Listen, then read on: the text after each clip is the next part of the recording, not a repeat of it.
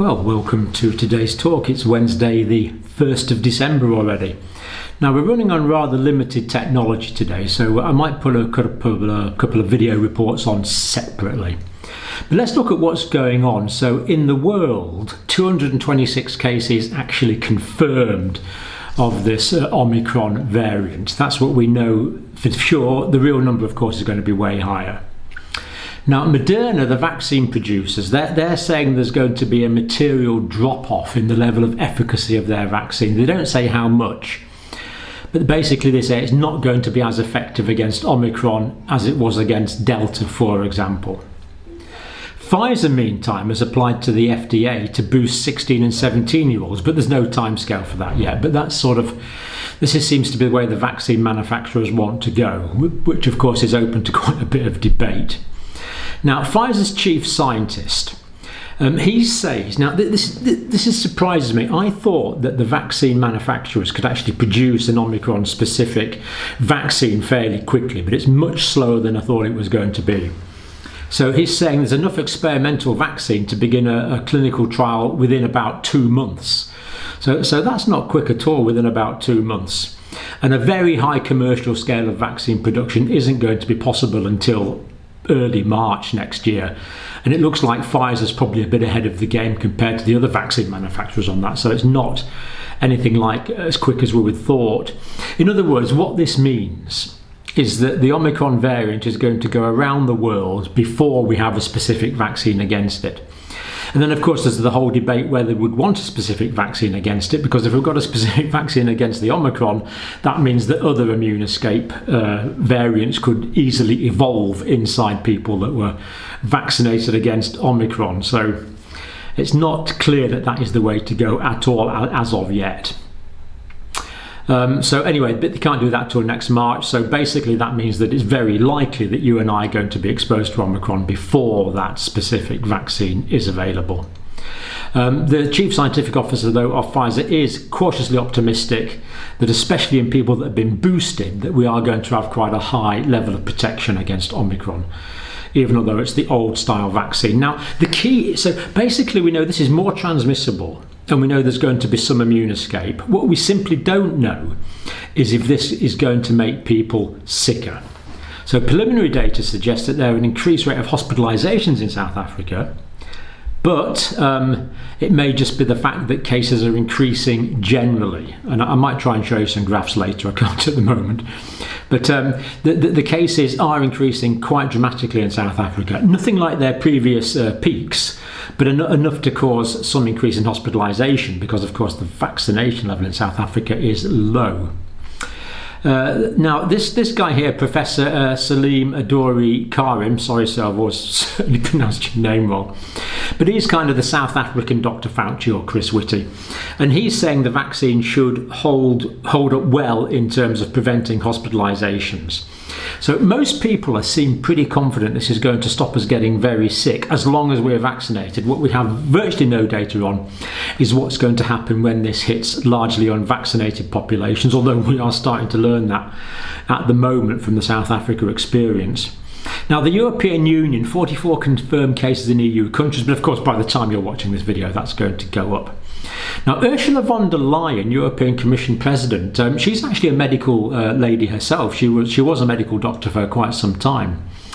So she's got a good background in this, and of course she can't make rules for the European Union, but she's saying we should consider mandatory vaccination for the European bloc, and of course quite a few of you will have pretty strong opinions on that. But this is being discussed, mandatory vaccinations for all of Europe. It really is quite extreme stuff. 150 million people not vaccinated in Europe, so if it does turn out that Omicron makes people as sick as Delta who aren't vaccinated, then we're in for problems. That's for sure, because it's going to spread much more. We're hoping it's not going to make people as sick, but we simply don't know yet.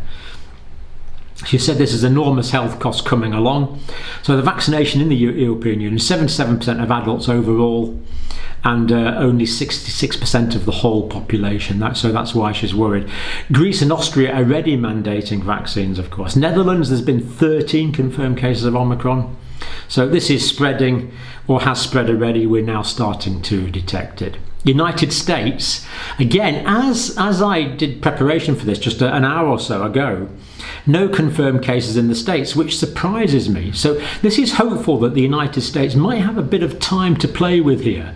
Maybe. We're hoping it's got a bit of time to play with. But there again, their surveillance methods aren't as good as Denmark, for example, or the United Kingdom, for example. But they are doing surveillance in sewage, and it may well be that the first time this is recognised could be in a sewage sample from the United States, because you obviously are screening for a whole population there. Now, the FDA has narrowly voted 14-10, the advisory committee, to approve molnupiravir. Now, that's got to go before the full FDA and then the CDC, so it's nowhere near approval yet. But the fact that this was so close means I don't want to use the term optimistic or pessimistic, because we haven't got enough data on molnupiravir. But I really can't see this being passed anytime soon, because they only advised it for high-risk patients, and of course we believe it's a complete contraindication in pregnancy. So if there was problems in pregnancy, it's not the sort of drug we'd want lying around where pregnant women could potentially get access to it. So not holding my breath for the molnupiravir at the moment, and apart from that we're waiting for much more data. United Kingdom, still only 22 confirmed cases last time I checked, about an hour ago. Again, by the time you're watching, probably more Omicrons than that.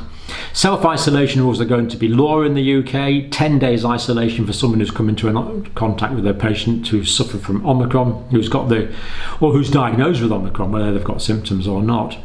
So people will still have to vaccinate for 10 days, still have to isolate for 10 days, even if fully vaccinated.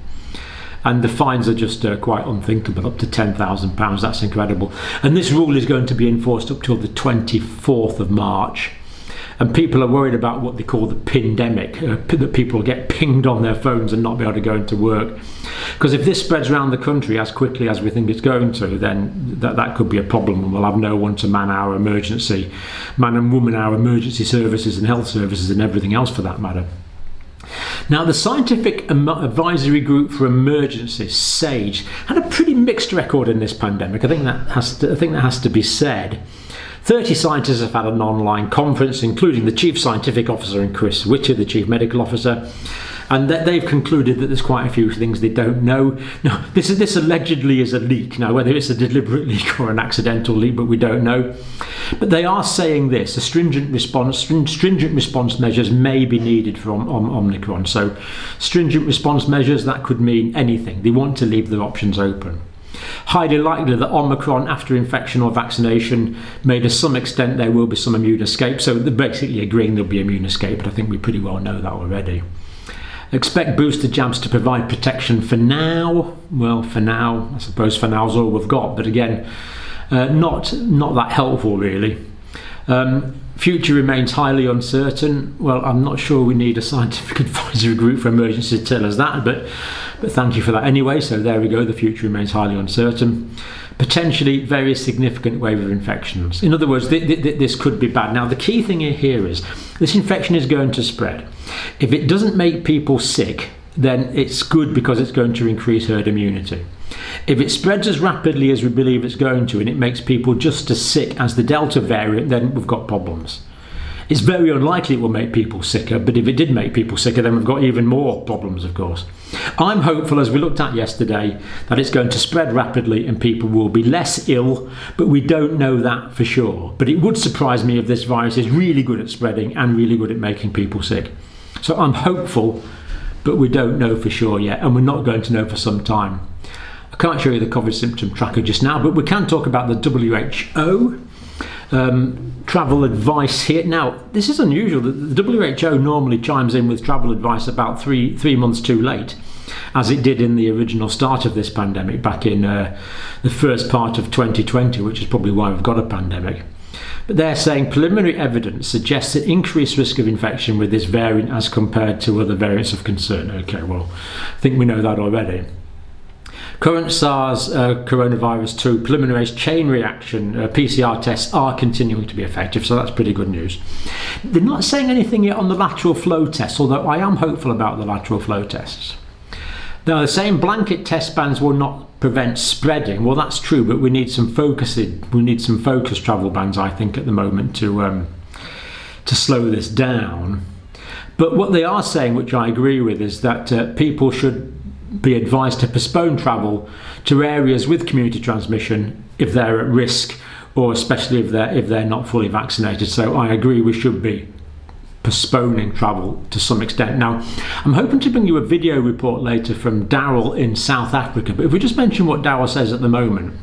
So I live in South Africa, started feeling sick on Friday, tested positive today, probably for Omicron, because of the symptoms being exactly as described. So he's saying that these more typical symptoms of the headache, the body aches, the raspy throat, and the extreme fatigue is what he seemed to have. Now, Daryl said, I'm fully vaccinated and today I'm feeling good again. My wife is 2 days ahead of me. She also caught Delta before we were vaccinated. So Daryl's wife has had the infection and she's been vaccinated.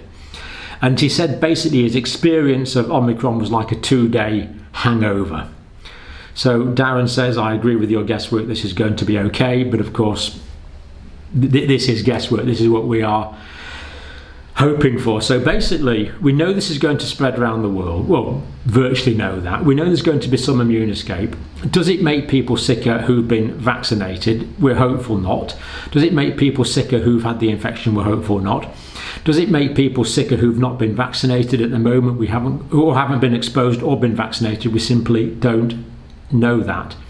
But governments around the world are so clearly concerned about that we're scrambling to get everyone vaccinated as much as we can in Europe, the United Kingdom and the United States.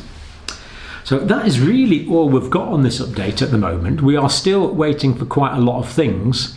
Personally, I'm still optimistic that people who are not going to get very sick, who've been vaccinated or who have had the infection in very large numbers. I am more concerned about people that are unvaccinated, but it could be that we're fortunate and this spreads and is less pathogenic, that it makes people less sick.